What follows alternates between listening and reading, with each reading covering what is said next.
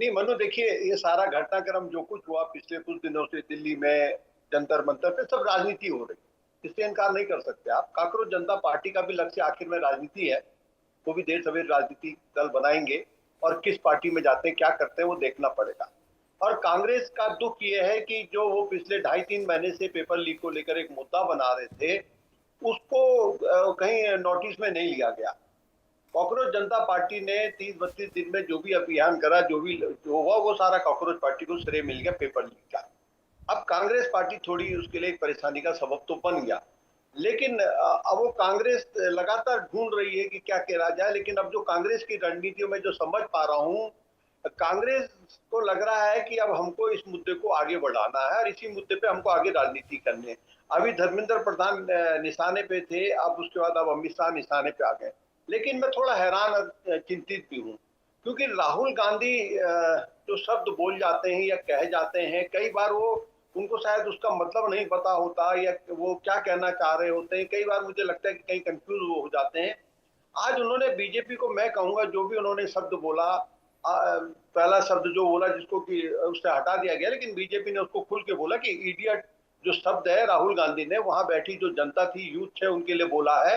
जो राजनीतिक दल वहां गए, बीजेपी के प्रवक्ता ने कहा कि राहुल गांधी का इशारा उन लोगों की तरफ था, उनमें राजनीतिक दल भी गए, जो हमारे युवा छात्र वहां बैठे थे वो उनके लिए कहा गया है।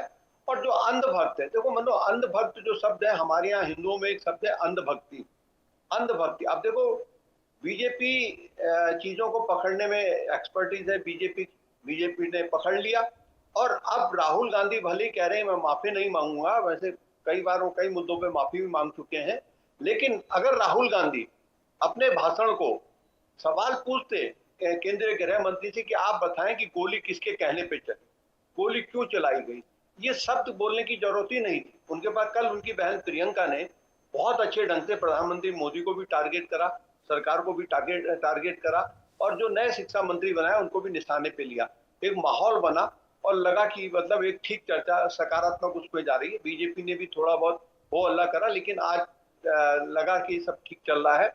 और ये बिल जिसको लेकर सारे राजनीतिक दल बता रहे हैं कि हम बहुत चिंतित है, लेकिन कोई चिंतित नहीं है। सच बात यह है, चिंतित किसी को चिंता नहीं है। वो कांग्रेस जनता पार्टी के एक आंदोलन की वजह से ये मुद्दा गर्मा गया, इस पर अब तमाम कड़े कानून बनाने की बात हो रही। लेकिन देखो, किसी ने पूरे घटनाक्रम पे किसी ने कोचिंग सेंटरों को लेकर कुछ नहीं बोला, जो कि इसकी असली जड़ है। बिल्कुल, असली जो वो एक बड़ा विषय है और मुझे लगता है उसकी तरफ भी ध्यान दिया जाना चाहिए। ज्योति कुमार सिंह कांग्रेस के प्रवक्ता मेरे साथ मौजूद है। ज्योति जी, आपकी राय इस मसले पर? देखिए मनु जी, जी आप देखें ये सरकार बिल्कुल निरंकुश सरकार है, असंवेदनशील सरकार है, जिसको छात्रों से कोई मतलब नहीं है। इस देश के जो भविष्य हैं उनसे इनको कोई मतलब नहीं है। ये चाहते ही थे कि ये बहस हो ही नहीं। विपक्ष की पार्टियां इस देश के जो युवा हैं, छात्र हैं, उनके कंसर्न को, उनके वेलफेयर के लिए बात करे ही नहीं, क्योंकि इनको तो ये सूट करता है कि देश के जनता, देश के युवा अगर बेरोजगार रहेंगे तो इनके भक्त रहेंगे, इनको भगवान मानते रहेंगे, इनके हर चीज को सही बोलेंगे, हर हर मोदी, घर घर मोदी करते रहेंगे, लेकिन कभी इन्फ्लेशन पर बात नहीं करेंगे, कभी महंगाई पर बात नहीं करेंगे, कभी रोजगार की बात नहीं करेंगे। तो ये सरकार ही ऐसी थी। राहुल गांधी क्या किए? राहुल गांधी आज जो पार्लियामेंट में जो बात उठाना चाह रहे थे, वो क्या उठाना चाह रहे थे? विद्यार्थियों की बात उठाना चाह रहे थे। आप राहुल गांधी की बात को लेकर, जो एक शब्द को लेकर जिसको किरण रिजिजू जी ने उठाया और विरोध प्रकट किया, क्या आप बता सकते हैं मनु जी, क्योंकि आप तो एक सीजन जर्नलिस्ट हैं, आपको याद होगा 10 दिसंबर 2025 में यही होम मिनिस्टर पार्लियामेंट में एक स्लैंग वर्ड यूज किया था, साला। क्या यह बात भूल गई? क्या नरेंद्र मोदी भूल गए? क्या ये बिरला जी भूल गए? क्या संसद की सारी जनता भूल गई? और ये जो हमारे भक्त जो एक वरिष्ठ पत्रकार को बैठाकर जो भाषण दिलवा रहे थे आप, क्या ये भूल गए कि अमित शाह जी ने भी गाली दिया था उन्होंने? अरे उन्होंने उसके बाद उन्होंने कहा कि वो बोला गया था, उसको हटा दिया गया साहब। बोलने दिया गया। आप बोले, जब आप बोले तब मैं तो नहीं बोला ना। अरे नहीं, आप झूठ बोल रहे हैं ना भाई। मनोज जी देखिए, अब ये तो नहीं, गलत लेकिन है। अमित अगर ये इस आनंद तरह जी, बात अमित करेंगे, आनंद जी, ये तो अमित गलत आनंद जी, है। जिसका जिक्र ज्योति कुमार कर रहे हैं कि संसद में आपकी तरफ से भी तो इस तरह की भाषा का इस्तेमाल किया जाता है ना, उस वक्त इतना बवाल क्यों नहीं खड़ा होता है?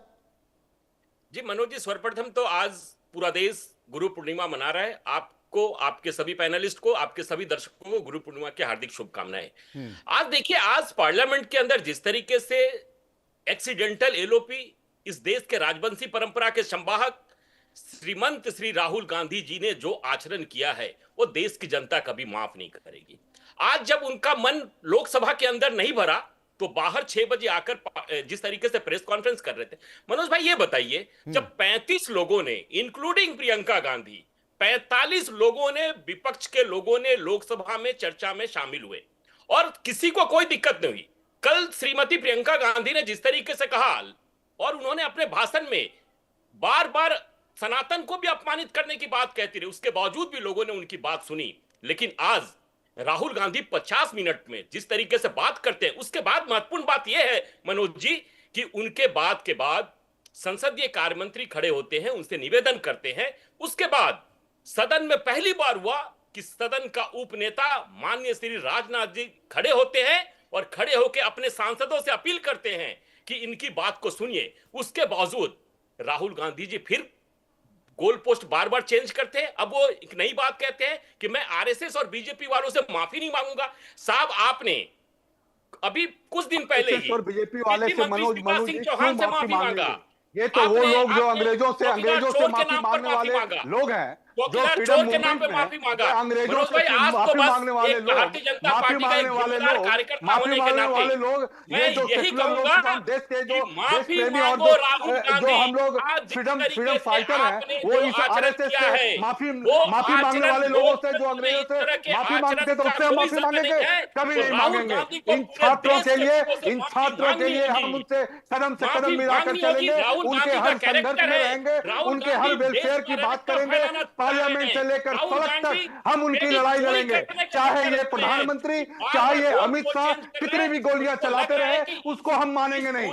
चाहे ये कितनी भी कोशिश कर ले, लेकिन आज आप देख लीजिए, आज इन छात्रों की वजह से, आज इन छात्रों के संघर्ष की वजह से आज प्रधानमंत्री को झुकना पड़ा। आज प्रधानमंत्री जो राजनाथ सिंह कहते थे कि हमारे यहाँ इस्तीफा नहीं होता है, वो इन छात्रों ने इनको मजबूर कर दिया, इस बेईमान और इस भ्रष्टाचारी मिनिस्टर को इस्तीफा देने के लिए मजबूर कर दिया। आपको हर बात मानना पड़ेगा, इस बात को आप जान लीजिए। अगर आपको ये समझ में नहीं आता है, अगर आप इतने बड़े अंधभक्त हो, आपको अगर ये समझ में नहीं आता है कि ये देश कैसे चलता है, अगर आप इतने बड़े अंधभक्त हो, आपको ये समझ में नहीं आता है कि होम मिनिस्ट्री के अंदर दिल्ली पुलिस आती है, अगर आप इतने बड़े अंधभक्त हो कि आपको ये समझ में नहीं आता है कि आपको सीआरपीएफ और वो किसको रिपोर्ट करती है, तो आप कितने बड़े अंधभक्त हो, आप उसकी कल्पना करो, आप कल्पना करो, आप कल्पना करो, आप कल्पना करो। ये बताइए, आज इस देश में मनोज जी, अंधभक्तों को आप समझाओ, इन अंधभक्तों को समझाओ मनोज जी कि पॉलिटिकल ज्योति जी आप ही समझा पाओगे, क्योंकि संसद में आपने अंधभक्त इनको बोली दिया है, तो अब समझा भी आप पाओगे इनको। नहीं, मनोज जी मेरी बात सुन लीजिए जी।